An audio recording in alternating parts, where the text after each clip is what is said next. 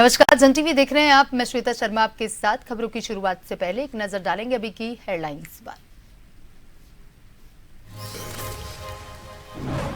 Dhami cabinet में 19 प्रस्तावों पर लगी मोहर। हफ्ते में एक दिन रहेगा नो व्हीकल डे। पंचायत भवन के लिए मिलेंगे 20 लाख।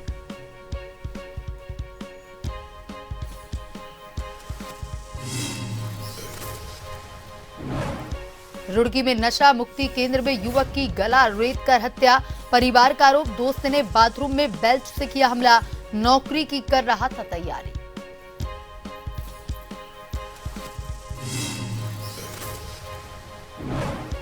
हरिद्वार में पुलिस का नशे के खिलाफ अभियान ऑपरेशन प्रहार के तहत मिली सफलता। 260 ग्राम स्मैक के 7 युवक गिरफ्तार। 78 लाख रुपए बताई जा रही बाजार कीमत। रानीखेत के सिरमौली गांव में गुलदार का आतंक। हमला कर एक गाय को उतारा मौत के घाट। एक को किया घायल। वन विभाग ने पिंजरा लगाने की मांग।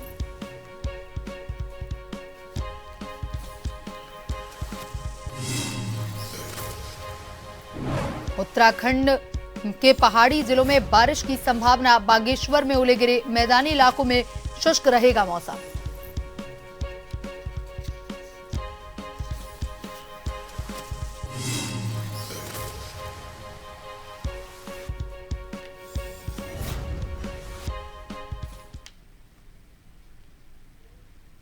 और अब खबरें विस्तार से।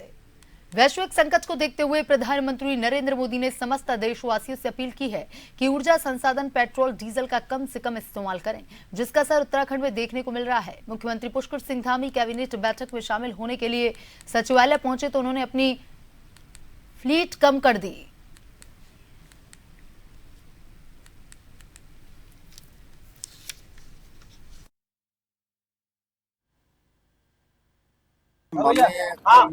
प्रधानमंत्री जी ने जो देशवासियों से अपील की है, उसके क्रम में आज उत्तराखंड के मंत्रिपरिषद में हम सभी लोगों ने तय किया है मंत्रिपरिषद में कि विभिन्न स्त्रोत ऊर्जा की बचत के लिए, उर्वरक के कम से कम उपयोग के लिए जिन स्तर पर भी कटौती हो सकती है, व्यक्तिगत स्तर पर, सरकारी स्तर पर सभी प्रकार के निर्णय लिए गए हैं। उसमें एक SOP बना दी गई है, जिससे कि उत्तराखंड राज्य का इस राष्ट्रव्यापी और जो इस समय विश्वव्यापी जो एक समस्या बनी है, ईंधन की जो आयात करने की स्थिति हमारे लिए कम से कम हो, हमारे देश के लिए कम से कम हो, उसमें हम सब अपना योगदान दें। देहरादून में मुख्यमंत्री पुष्कर सिंह धामी की अध्यक्षता में बुधवार को सचिवालय स्थित विश्वकर्मा भवन में हुई कैबिनेट बैठक में ऊर्जा बचत, पर्यटन, चिकित्सा, शिक्षा, चकबंदी और प्रशासनिक ढांचे से जुड़े कई बड़े फैसलों को मंजूरी दी गई। करीब 2.25 घंटे चली बैठक में कुल 19 प्रस्तावों पर चर्चा हुई और कई अहम नीतिगत निर्णय लिए गए। कैबिनेट ने राज्य में ऊर्जा ईंधन बचत को लेकर बड़ा फैसला लेते हुए सप्ताह में एक दिन नो व्हीकल डे लागू करने, मंत्रियों के वाहन बेड़े को आधा करने और सरकारी खरीद में 50% इलेक्ट्रिक वाहन अनिवार्य करने का निर्णय लिया। इसके साथ ही होम स्टे नियमों के संशोधन, पर्वतीय क्षेत्रों में स्वैच्छिक चकबंदी और चिकित्सा शिक्षा विभाग के पुनर्गठन जैसे प्रस्तावों को भी मंजूरी दी गई।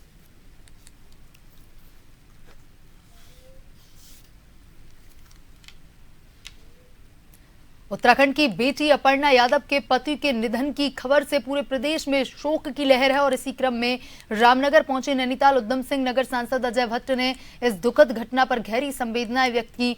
सांसद अजय भट्ट ने कहा कि यह बेहद दुखद, हृदय विदारक समाचार है। इस घटना से पूरा समाज आहत है और वह स्वयं भी अंदर से बेहद दुखी और व्यथित हैं। इस दौरान सांसद अजय भट्ट ने पीड़िता के पिता से फोन पर बातचीत कर उन्हें ढांढस बंधाया और इस कठिन समय में हिम्मत बनाए रखने की अपील की। उन्होंने कहा कि पूरा उत्तराखंड इस दुख की घड़ी में परिवार के साथ खड़ा है। बहुत ही दुखद समाचार है और हम सब लोग आहत हैं। ऐसी स्थिति पर मैं खुद भी अंदर से बहुत बुरा फील कर रहा हूं और कष्ट में हूं कि हमारी बेटी के साथ ऐसा हुआ है। मैं ईश्वर से प्रार्थना करता हूं कि उनको और उनके परिवार को इस असह्य कष्ट को सहन करने की शक्ति दें और उन्हें अपने श्री चरणों में उच्च स्थान दें। रामनगर के मोहन क्षेत्र में निर्माणाधीन एक रिजॉर्ट पर प्रशासन की संयुक्त टीम ने बड़ी कार्रवाई करते हुए निर्माण कार्य को तत्काल प्रभाव से रुकवा दिया है। उपजिलाधिकारी गोपाल सिंह चौहान के नेतृत्व में कृषि विभाग, वन विभाग, सिंचाई विभाग, श्रम विभाग की टीम ने मौके पर पहुंच करके जांच की, जहां प्रारंभिक जांच में कई अनियमितताओं की आशंका सामने आई है। प्रशासन को रिजॉर्ट निर्माण को लेकर शिकायत प्राप्त हो रही थी, जिसके बाद संयुक्त टीम गठित कर मौके पर निरीक्षण किया गया। जांच के दौरान अधिकारियों ने पाया कि निर्माणाधीन भवन उस स्थान पर बनाया जा रहा है जहां पहले सिंचाई विभाग की गूल संचालित होती थी। आरोप है कि गूल को बिना अनुमति के डायवर्ट किया गया और इसके लिए सिंचाई विभाग से किसी प्रकार की एनओसी भी नहीं ली गई।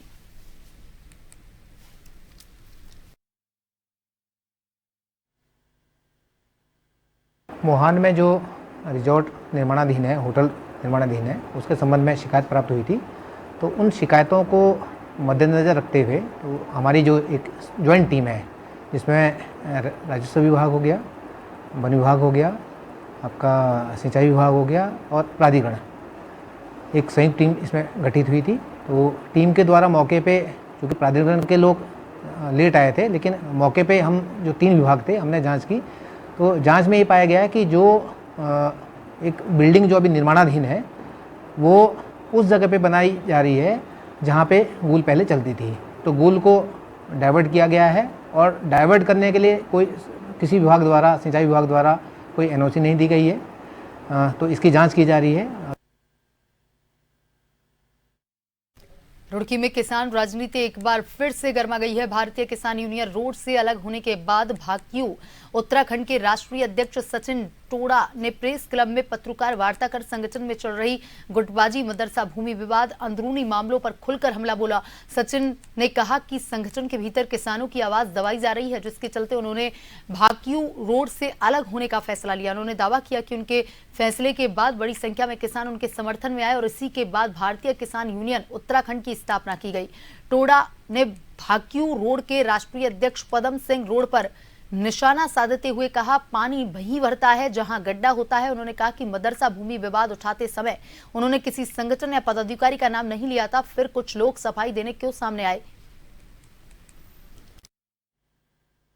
यही तो हमारा विरोध था। हमने तो एक आरोप लगाया था, उसको सिद्ध उन्होंने करा। हमने तो केवल एक आरोप लगाया था, आरोप भी जनता के बीच में आया था, लेकिन उसे सिद्ध करने का काम, जमीन कब्जाने का काम, जमीन को लूटने का काम कौन सा संगठन कर रहा है, कौन सा संगठन उसके बीच में है, ये सब आप लोगों को पता। हमारे पास एक नहीं, देखो ऐसे मुद्दे हैं जो हम समय समय पर आपके बीच में उठाते रहेंगे। जैसे जैसे हमारे पास एविडेंस आते रहेंगे, हम आप लोगों के सामने में सारे मुद्दे उठाएंगे। ऐसे हमारे पास एक नहीं, 50 से भी ज्यादा मुद्दे, सैकड़ों मुद्दे हमारे पास ऐसे हमारी जानकारी में अभी तक आएंगे, लेकिन बिना एविडेंस के बोलना बेकार है। और हम जल्दी ही मिलकर इसमें, जो संगठन इस तरह का कृत्य कर रहा हो, चाहे कोई सा भी संगठन हो, मैं किसी एक संगठन का नाम नहीं ले रहा, और जो भी संगठन इस काम में इन्वॉल्व है, जो किसान गरीब मजदूर का उत्पीड़न कर रहा है, किसान की जमीन को कब्जाने का काम कर रहा है, हम इसमें बहुत जल्दी, अभी 2-3 दिन के अंदर अंदर ही एक एसआईटी की जांच की मांग अपने कप्तान साहब से करेंगे और डीएम साहब से करेंगे। हरिद्वार पुलिस ने कप्तान नवनीत सिंह की अगुवाई में नशा तस्करों के खिलाफ चलाए जा रहे ऑपरेशन प्रहार के तहत एक और बड़ी सफलता हासिल करते हुए नशे के कारोबार पर करारा प्रहार किया है। जिले भर में अपराधियों और आपराधिक तत्वों के खिलाफ लगातार सख्त अभियान चला रही पुलिस ने इस बार एक ऐसे शातिर तस्कर को दबोचा जिसकी गतिविधियों पर लंबे समय से नजर रखी जा रही थी। कोतवाली मंगलौर पुलिस और CIU रुड़की की संयुक्त टीम ने बुधवार शाम मंगलौर क्षेत्र में संदिग्ध वाहनों और व्यक्तियों की गहन चेकिंग के दौरान मोटरसाइकिल सवार एक युवक को रोककर तलाशी ली। यहां पुलिस के हाथ बड़ी सफलता लगी। आरोपी के कब्जे से 260 ग्राम अवैध स्मैक बरामद हुई है, जिसकी बाजार कीमत करीब 78 लाख रुपए आंकी गई है।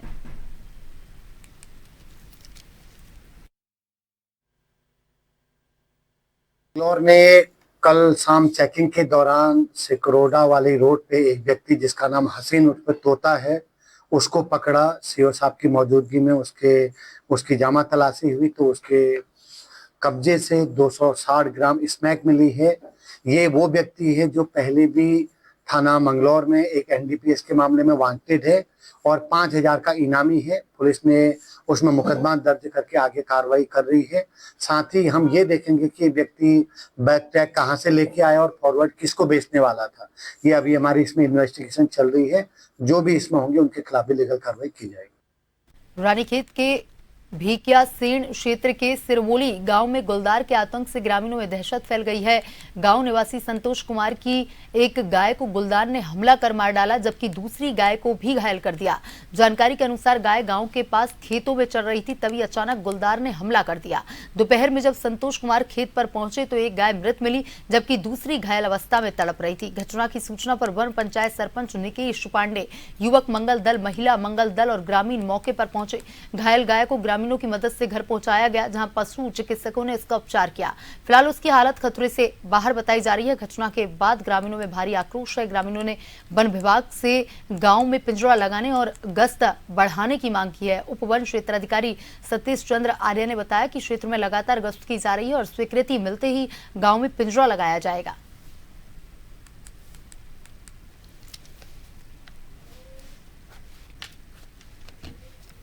देहरादून के कैंट क्षेत्र में दून पुलिस ने जिस्म फरोशी के धंधे का बड़ा खुलासा किया। एसएसपी को मिली गोपनीय सूचना पर एंटी ह्यूमन ट्रैफिकिंग यूनिट और कैंट पुलिस की संयुक्त टीम ने किशन नगर एक्सटेंशन में छापेमारी की। कार्रवाई के दौरान पुलिस ने अनैतिक देह व्यापार संचालित कर रहे 2 आरोपियों को गिरफ्तार किया, जबकि 3 महिलाओं को रेस्क्यू किया गया। पुलिस के अनुसार मुख्य आरोपी पहले भी इसी मामले में जेल जा चुका है और बाहरी राज्यों में महिलाओं को काम दिलाने के बहाने देहरादून बुलाकर देह व्यापार करवाता था। मौके से आपत्तिजनक सामग्री, एक वाहन भी बरामद हुआ है। पुलिस को इन्फॉर्मेशन मिली कि किशन नगर एक्सटेंशन, जो कि थाना कैंट क्षेत्र में पड़ता है, वहाँ पर कुछ व्यक्तियों द्वारा देह व्यापार चलाया जा रहा है। इन्फॉर्मेशन मिलते ही मेरे द्वारा एएसटीयू और थाना कैंट की एक टीम गठित करी गई और मौके पर दबिश दी गई। मौके पर हमें 2 पुरुष व 3 महिलाएं मिली। 3 महिलाओं में से एक महिला मेरठ, एक फरीदाबाद और एक मेघालय की थी। तीनों महिलाओं को रेस्क्यू कर लिया गया है और दोनों पुरुषों को गिरफ्तार कर लिया गया है। मौके पर एक स्विफ्ट कार भी मिली, जिसे सीज कर लिया गया है। पूरे प्रकरण में अनैतिक व्यापार निवारण अधिनियम 1956 के तहत मुकदमा पंजीकृत कर आवश्यक कार्रवाई की जा रही है। वक्त तो चला फिर से ब्रेक का। ब्रेक के बाद वापस खबरों की तरफ रुख करेंगे।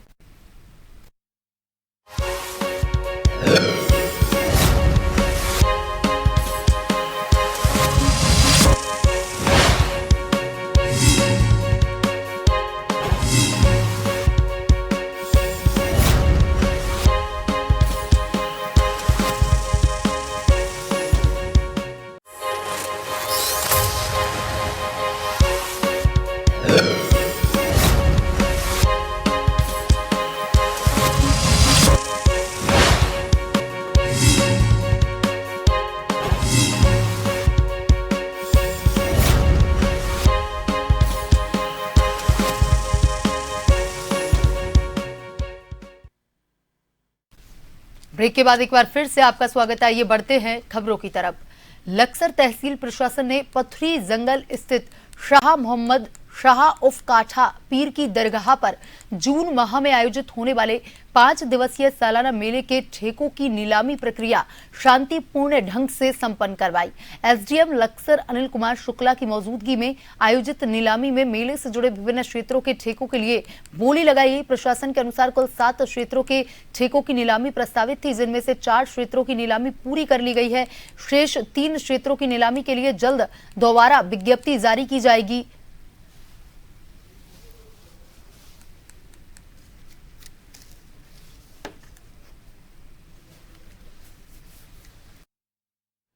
वो गया हुआ है 61,15,000 में छूटा है और मुख्य कार्य वही देखता भी है। तो वहाँ पर जो है कुछ दुकानों का और लैंड का भी इशू रहता है, मीट मांस का भी इशू रहता है। तो वो सारी जो है हमने शर्तें जो है उसमें डाल रखी है।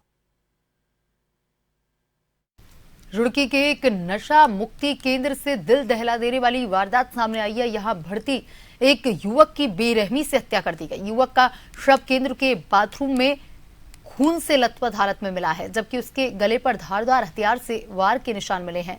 घटना के बाद इलाके में सनसनी फैल गई और पुलिस पूरे मामले की जांच में जुट गई है। मामला सिविल लाइंस कोतवाली क्षेत्र के झंझेरी गांव के पास स्थित अनमोल नशा मुक्ति केंद्र का है। मृतक की पहचान लक्सर कोतवाली क्षेत्र के बसेड़ी गांव निवासी 39 वर्षीय आशीष के रूप में हुई। बताया जा रहा है कि आशीष करीब 4 महीने पहले परिजनों से उसे नशा मुक्ति केंद्र में भर्ती कराया गया था। पुलिस केंद्र में लगे सीसीटीवी कैमरों की फुटेज खंगाल रही है। मृतक के शव को सरकारी अस्पताल में पोस्टमार्टम के लिए भिजवाया गया है।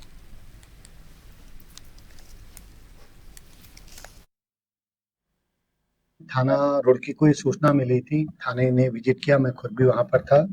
एफएसएल टीम भी बुलाई गई। संदिग्ध अवस्था में एक डेड बॉडी मिली थी। वो शख्स वहां पिछले 3 महीने से ट्रीटमेंट ले रहा था, जो कि पूरा जो नशा मुक्ति केंद्र सीसीटीवी से कवर्ड है। तो प्रथम दृष्टया वो संदेहात्मक मृत्यु लगी, और क्योंकि सुसाइड का भी एग्जैक्ट कोई प्रमाण नहीं था, हमें परिजनों की तरफ से हत्या के मामले में तहरीर मिली है। पुलिस ने उसमें मुकदमा दर्ज कर लिया है। जो वहाँ संचालक और उनकी टीम है और जो जितने लोग वहाँ पर मौजूद हैं जो ट्रीटमेंट ले रहे हैं, सबसे हमने 1-to-1 पूछताछ करी है। कुछ संदिग्ध लोग हमें मिले हैं। एक थाना कोतवाली सिविल लाइन से एक सूचना मिली है कि एक यहाँ पे हमारे एक नशा मुक्ति केंद्र है, वहाँ पे किसी की मृत्यु हुई है। तो उनकी बॉडी को यहाँ पे लाया गया था बेस हॉस्पिटल की मॉर्चरी में, जिसमें एक मजिस्ट्रेट नियुक्त करने के लिए वहाँ से एक अनुरोध पत्र आया था। तो ज्वाइंट साहब ने मुझे तहसीलदार को मजिस्ट्रेट नियुक्त किया पंचायतनामे की कार्रवाई के लिए। तो हमने सबका पंचायतनामा अभी भर दिया है और पोस्टमार्टम को भेज रहे हैं। पोस्टमार्टम हम वीडियोग्राफी के और डॉक्टर के पैनल से करवाने के लिए मैंने लिखा है। 4-5 महीने पहले इसका वेट ज्यादा हो रहा था। बच्चे का वेट कम करने के लिए हमने नशा मुक्ति केंद्र में इसको भर्ती करवाया। तो पहले कहने लगे वो नशा मुक्ति केंद्र वाले कि हम इसकी जांच करवाएंगे कि इसे नशा करता है या नहीं करता है। अगर इसने जीवन में कभी भी नशा किया होगा तो उसका पता लग जाएगा। उन्होंने पता किया, कहने लगे नशा तो ये करता नहीं, लेकिन हम उसके वेट की समस्या थी। हमें 1 क्विंटल 28 किलो वेट था उसका, और लगभग 25 किलो वेट कम भी होगा था। लेकिन पता नहीं क्या बहुत ही अति संदिग्ध हालात में हम उन्होंने फोन किया कल, और उसके हमने जाकर देखा तो उसके गला कटा हुआ था। क्या पता चला? उन्होंने बताया कि एक लड़का इसके साथ हरकत कर रहा था, गाली देता था, गाली क्लोज करता था इसके साथ में, और बाथरूम में ले जाकर उसने इसका गला काट दिया ब्लेड से। उत्तराखंड के पहाड़ी जिलों में आज बारिश की संभावना। मौसम विभाग के मुताबिक इन जिलों में कहीं कहीं बहुत हल्की से हल्की बारिश हो सकती है और इसके साथ ही 4500 मीटर या उससे अधिक ऊंचाई वाले क्षेत्रों में बर्फबारी की संभावना है। विभाग ने पर्वतीय क्षेत्रों के लिए येलो अलर्ट जारी करते हुए चेतावनी दी है कि कुछ स्थानों पर गर्जना के साथ आकाशीय बिजली चमक सकती है और 30 से 40 किलोमीटर प्रति घंटे की रफ्तार से झोंकेदार हवाएं चल सकती हैं।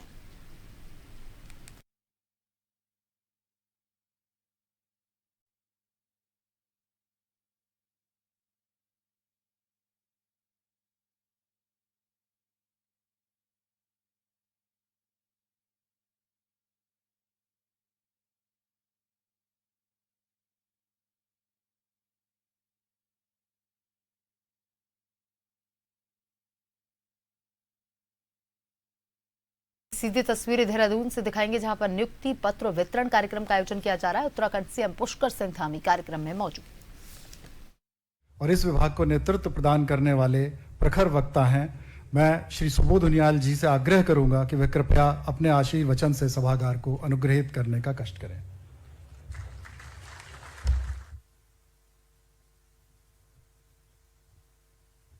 कि मुझे जीवन देने का काम करेगा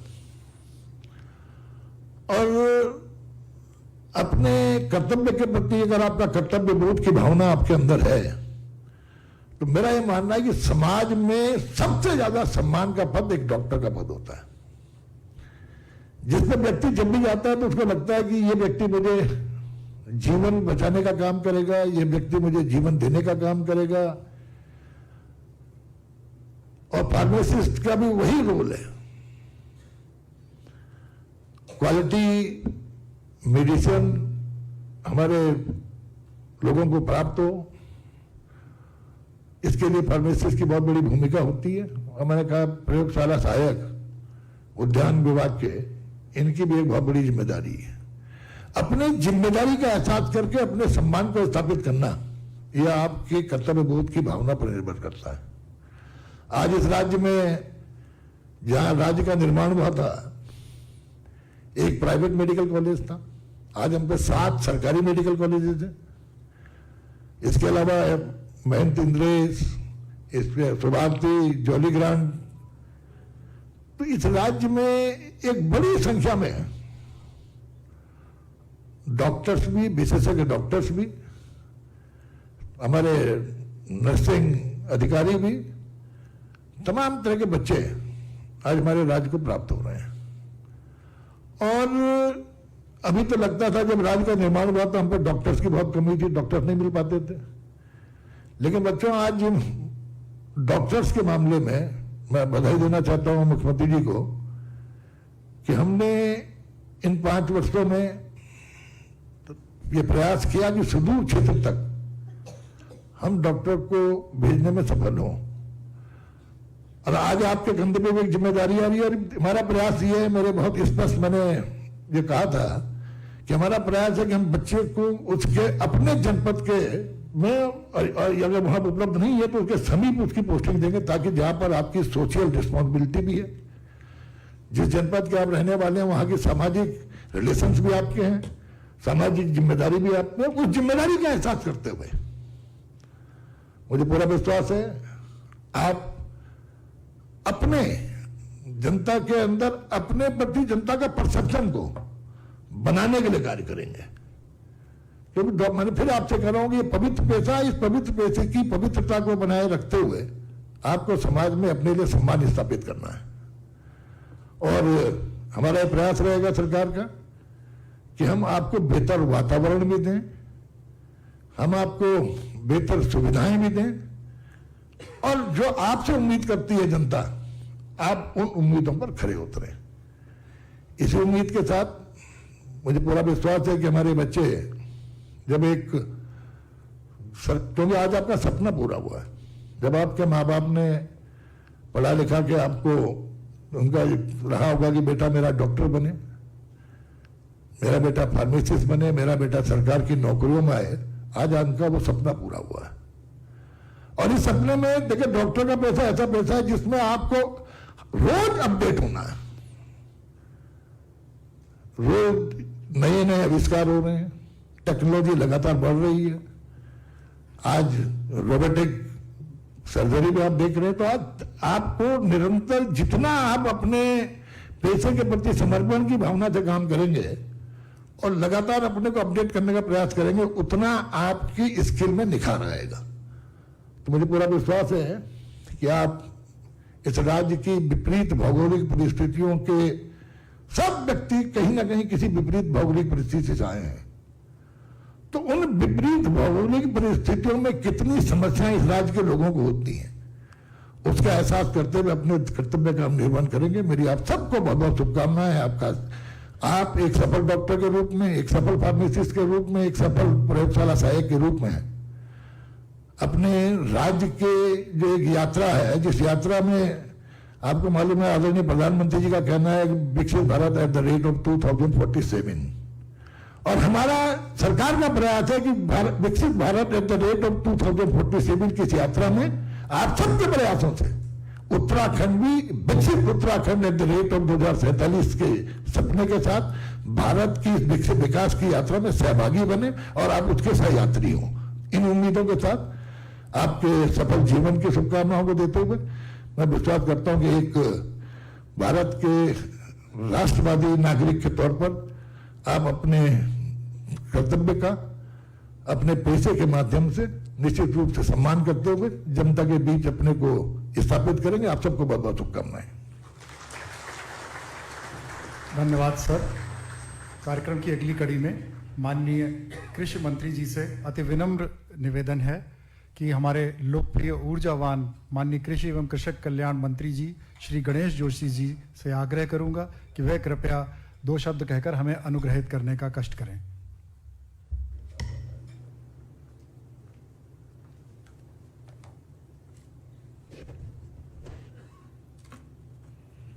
आज चिकित्सा व ज्ञान विभाग के